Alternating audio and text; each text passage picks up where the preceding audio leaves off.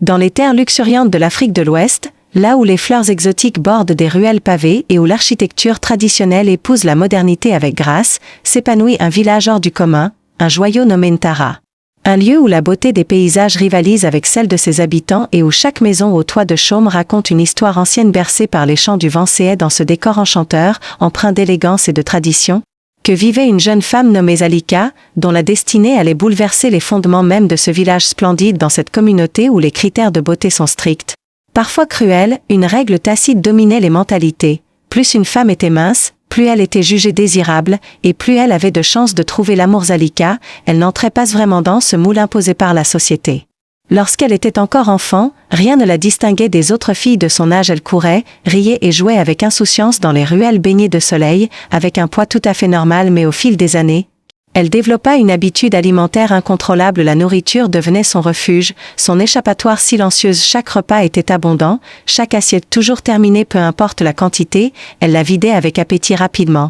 Ses formes s'accentuèrent, son corps changea, et elle devint peu à peu la femme la plus grosse du village. Au fur et à mesure que Zalika prenait du poids, les regards changèrent. Autrefois entourée et appréciée, elle devint la cible de moqueries blessantes et de regards dégoûtés. Les hommes du village, qui jadis la trouvaient charmante, la repoussaient désormais avec cruauté. Regarde ce tas de graisse. Qui voudrait d'une femme aussi énorme? Elle pue la graisse, cette lourde, lui cria un jour un adolescent, alors qu'elle balayait la cour familiale. Bako, le cœur brisé, voyait sa fille s'effacer sous le poids de cette cruauté. Ses jeunes sœurs, toutes mariées, vivaient dans des foyers heureux, leur rire d'épouse et de mère résonnant au loin. Zalika, elle, restait là, un fardeau silencieux dans la hutte de son père, vieillissant jour après jour sans espoir. Ma fille ne trouvera jamais un mari, se lamentait Bako, les mains sur le visage. Mais un jour, une lueur d'espoir apparut. Tembo, le fils d'un vieil ami, revenait à Ntara après des années passées dans une ville lointaine. Grand, robuste et charismatique, il cherchait une épouse. Bako sauta sur l'occasion. Zalika est douce, une perle cachée, vanta-t-il à son ami, taisant les années de rejet qui pesaient sur elle. Une rencontre fut organisée, un festin où Tembo viendrait découvrir Zalika. Quand elle l'apprit, Alika sentit son cœur s'emballer. Enfin une chance, murmura-t-elle, un sourire timide aux lèvres.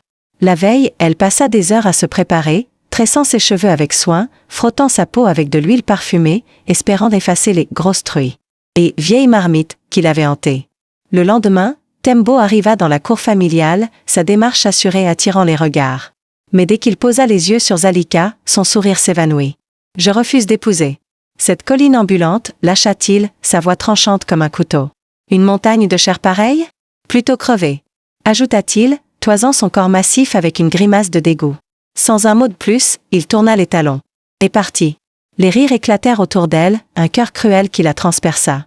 Zalika s'effondra dans sa chambre, verrouilla la porte et pleura des jours entiers. « Je resterai seule à jamais, aucun homme ne voudra de moi, sanglotait-elle. Les insultes d'une vie entière, Apuchu, la grosse, tas de bouillie, vieille de 50 ans, résonnant dans sa tête comme un écho sans fin. Mais après ce déluge de larmes, une détermination naquit en elle. Elle en avait assez de souffrir en silence. Elle voulait changer sa réalité, prendre le contrôle. Elle savait où chercher une solution, la grande prêtresse des eaux vives, une figure mystique vénérée pour ses pouvoirs surnaturels. Zalika quitta sa maison et traversa Ntara, ignorant la grosse roule jusqu'au fleuve, qui fusait sur son passage. Arrivée aux rives du fleuve sacré, elle prit une profonde inspiration et cria « Grande prêtresse des eaux vives, écoute mon appel, viens à mon secours. » Comme par enchantement, l'eau se mit à bouillonner, et une femme d'une beauté éblouissante, à la peau d'un vert éclatant, émergea des flots agités. « Que désires-tu, enfant ?» demanda-t-elle, sa voix douce comme le murmure du courant. « Rends-moi mince et belle comme les autres femmes, » implora Zalika, les larmes roulant sur ses joues. « Depuis toujours, on me rejette. Grosse truie, montagne de bouillie, vieille marmite, voilà ce qu'ils disent. Mes amis sont mariés, et moi, je suis seule. Aide-moi à trouver un mari, je t'en supplie. » La prêtresse des eaux l'observa avec une compassion profonde. « Ma chère, tu es belle telle que tu es. Tu dois apprendre à t'aimer, peu importe ce que pensent les autres. Mais je vais t'aider. Avant le prochain lever de soleil, un homme t'aimera, te chérira et t'épousera. Je te le promets. » Zalika réfléchit à ces paroles.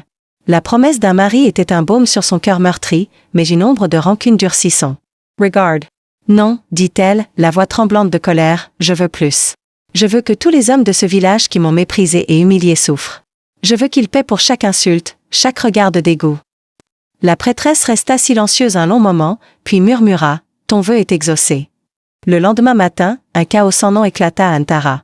Les hommes se réveillèrent en hurlant, découvrant avec horreur que leur pénis avait disparu dans la nuit, comme arraché par une force invisible. La panique s'empara du village. « Que nous arrive-t-il » gémissait-il, courant en masse vers la hutte du devin, un sage aux yeux perçants réputé pour sa connexion avec les esprits. Après avoir consulté ses augures, il révéla la vérité d'une voix grave. « C'est Zalika, la femme corpulente, qui vous a maudit. Elle se venge de vos grosses vieilles et tas de bouillies. Votre pénis vous a été arraché. Par sa colère, et la seule façon de le récupérer est que chacun de vous couche avec elle. Sinon, vous resterez ainsi, diminué pour toujours. » Silence horrifié s'abattit sur la foule, suivi d'un murmure d'effroi. « Coucher avec Zalika? La grosse vieille ?» chuchotait-il, incrédule. Les paroles du devin étaient irréfutables. Pour retrouver leur pénis et leur virilité, ils devaient s'unir à celle qu'ils avaient toujours méprisée. Ce fut un coup dévastateur pour leur orgueil, mais ils n'avaient pas le choix. Un à un, ils se traînèrent vers la hutte de Zalika, formant une file sombre et silencieuse, leurs visages crispés de honte et de dégoût. Mais dès qu'ils franchissaient sa porte, un étrange pouvoir les saisissait. Zalika devenait irrésistible à leurs yeux, son corps massif se transformant en un aimant qu'ils ne pouvaient repousser. Ils passaient des heures à coucher avec elle, animés d'une énergie insatiable en sa présence, et, comme promis par le devin, leur pénis réapparaissait après chaque union. Pourtant, hors de sa hutte, ils redevenaient impuissants, incapables de toucher leurs propres épouses. Ou toute autre femme du village. Pour Zalika, c'était une revanche divine. Moi, la vieille marmite, désirée par tous, jubilait-elle, savourant leur soumission. Mais tandis qu'elle triomphait, le village sombra dans un autre drame.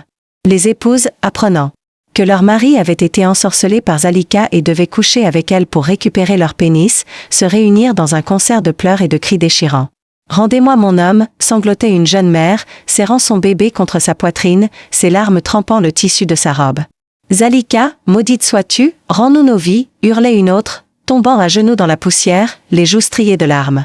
Sous les grands arbres, leurs lamentations résonnaient comme une tempête.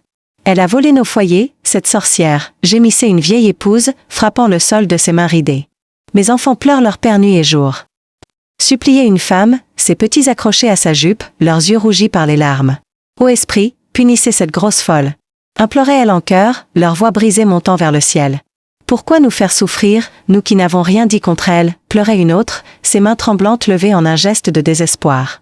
Pendant des jours, leurs supplications et leurs cris emplirent Antara, un écho de douleur et de rage qui semblait ne jamais s'éteindre. Mais leur mari restait prisonnier du sortilège, enchaîné à la hutte de Zalika, où ils devaient retourner encore et encore pour préserver ce qu'ils avaient retrouvé. Désespérés, les épouses se rendirent en masse chez le devin. « Nos maisons sont vides, nos enfants affamés, nos vies brisées » sanglotaient-elles, leurs robes tachées de larmes et de poussière. « Zalika a tout détruit avec sa malédiction. Il doit y avoir un moyen de libérer nos maris. » Ému par leur détresse, le devin consulta à nouveau ses augures. Après un silence pesant, il parla « Oui, il existe un remède. » Il tendit une fiole contenant une poudre ancienne, fine comme du sable argenté. « Répandez ceci autour. De la hutte de Zalika. Elle sombrera dans un sommeil profond. Ensuite, chantez cette incantation que je vais vous enseigner. Le sortilège sera brisé, et vos maris retrouveront leur liberté sans avoir à coucher avec elle davantage. » Les épouses saisirent la fiole comme un trésor sacré, mémorisèrent l'incantation avec une précision désespérée et, cette nuit-là, passèrent à l'action. Sous le couvert de l'obscurité, elles s'approchèrent silencieusement de la hutte de Zalika et dispersèrent la poudre autour, formant un cercle invisible. À l'intérieur, Zalika s'effondra sur sa natte, plongée dans un sommeil profond, entourée des corps endormis des hommes qui avaient encore cédé à son emprise. Les femmes entonnèrent l'incantation 3 fois, leur voix tremblante, mais déterminées. D'abord, rien ne se passa. Puis, soudain, les hommes se réveillèrent, secouant la tête comme s'ils sortaient d'un cauchemar. « Une force obscure m'a possédé » s'écrièrent-ils, se précipitant hors de la hutte pour rejoindre leur foyer. Le sortilège était brisé, et leur pénis, désormais restauré sans condition, ne dépendait plus de Zalika.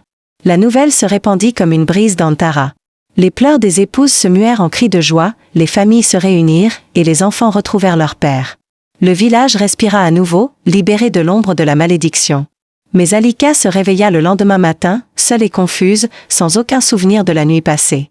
Lorsqu'elle tenta d'appeler les hommes qui l'avaient tant désirée, elle ne reçut que silence et regards fuyants. Le sort levé, elle comprit qu'elle devait chercher des réponses. Elle traversa Antara en hâte et courut jusqu'au bord du fleuve. « J'ai besoin de toi. hurla-t-elle, la voix rauque de désespoir. Mais malgré ses appels répétés, les eaux restèrent calmes.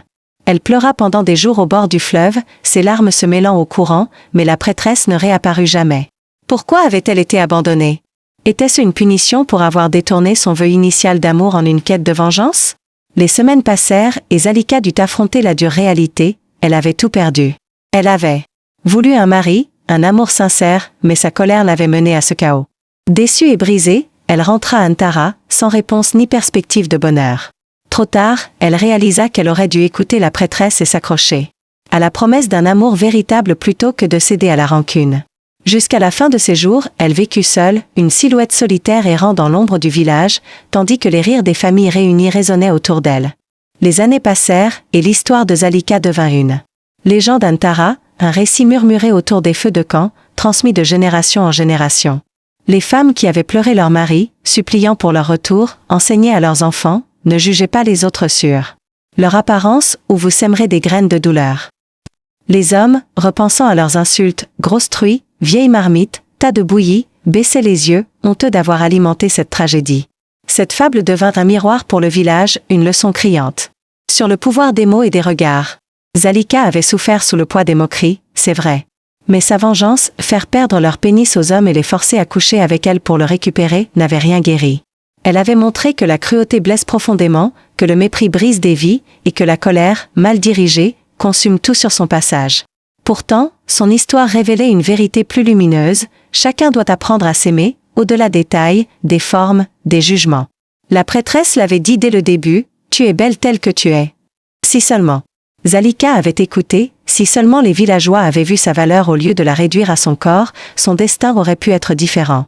Imaginez un Tara où les mots auraient été tendres au lieu de tranchants. Au lieu de « Apuchu, la grosse », un « Zalika, tu es forte » aurait pu l'élever. Au lieu de « vieille marmite », un sourire aurait pu l'encourager. Cette histoire nous interpelle, respectez ceux qui vous entourent, car vos paroles peuvent bâtir ou détruire. Et aimez-vous, car votre valeur ne se mesure pas dans les yeux des autres, mais dans votre propre cœur. Zalika nous enseigne que la douleur ne se guérit pas par la vengeance, mais par l'acceptation de soi et des autres. Elle paya le prix de la rancune, mais son histoire peut nous sauver de ce piège.